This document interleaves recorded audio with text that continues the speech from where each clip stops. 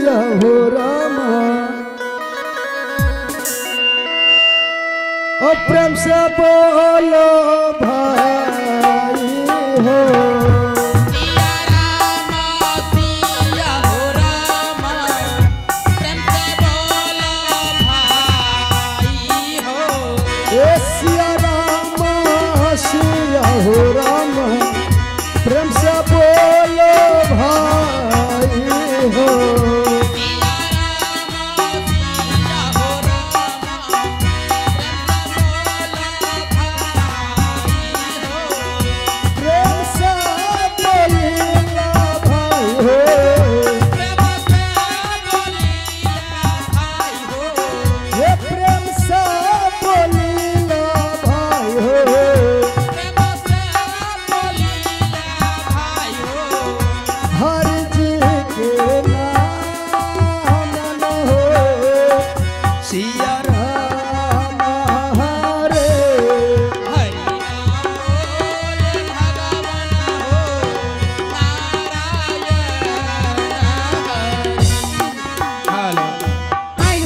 देखो सखी। हाँ सखी। और परिगण कहाँ चली गई? और परिगण पीछे आ रहे हैं, पीछे से।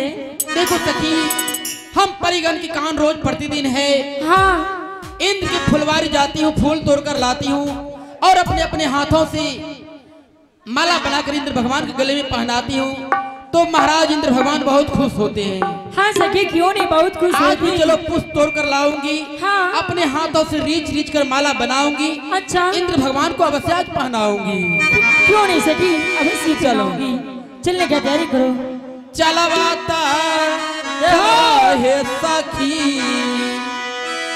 इंद्र फूला बारी है।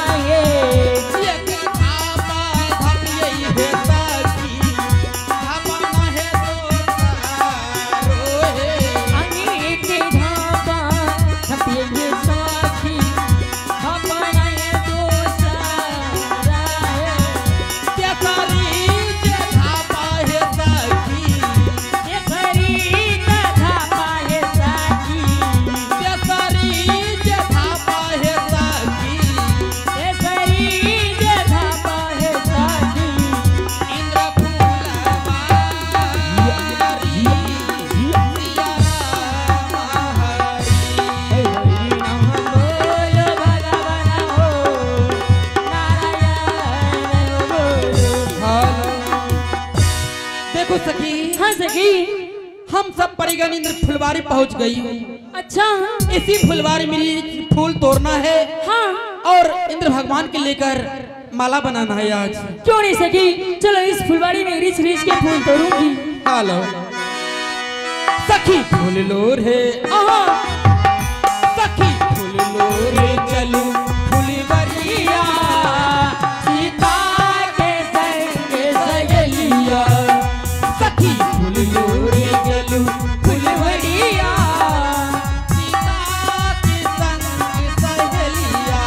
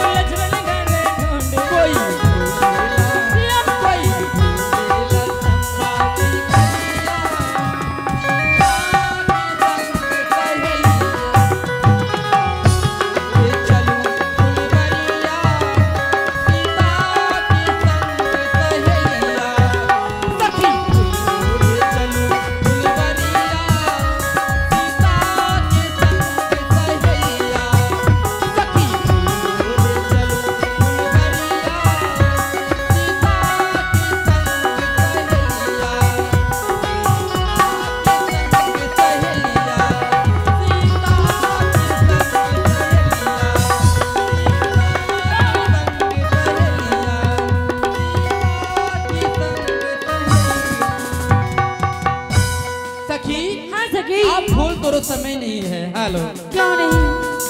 कौनी फूल हरी हर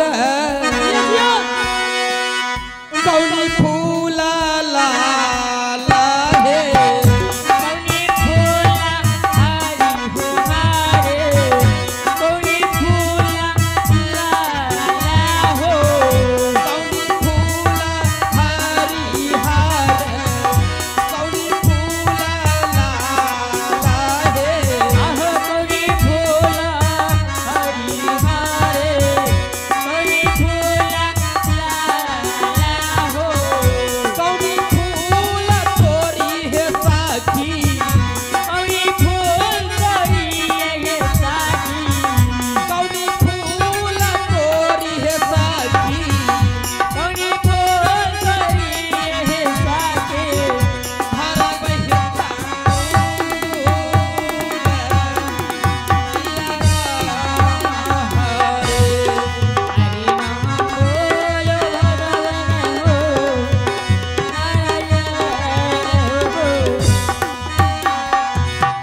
चंपा फूल हरी हर बेली फूल लाल है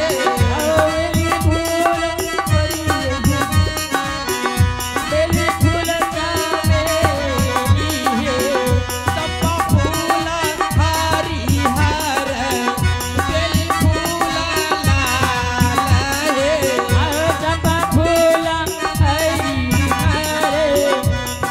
फूल लाल है यारो फूल तोरी है साखी यारो फूल तोरी है साखी हर बहिता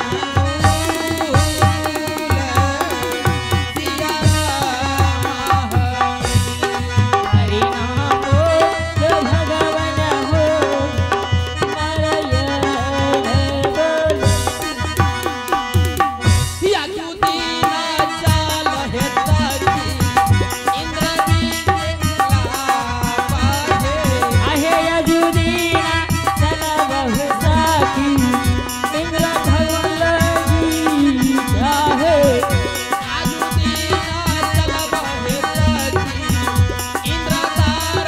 मार है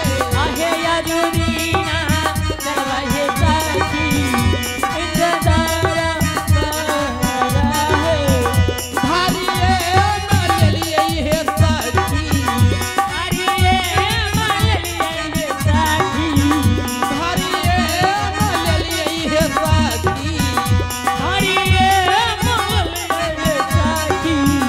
रहिया है डागा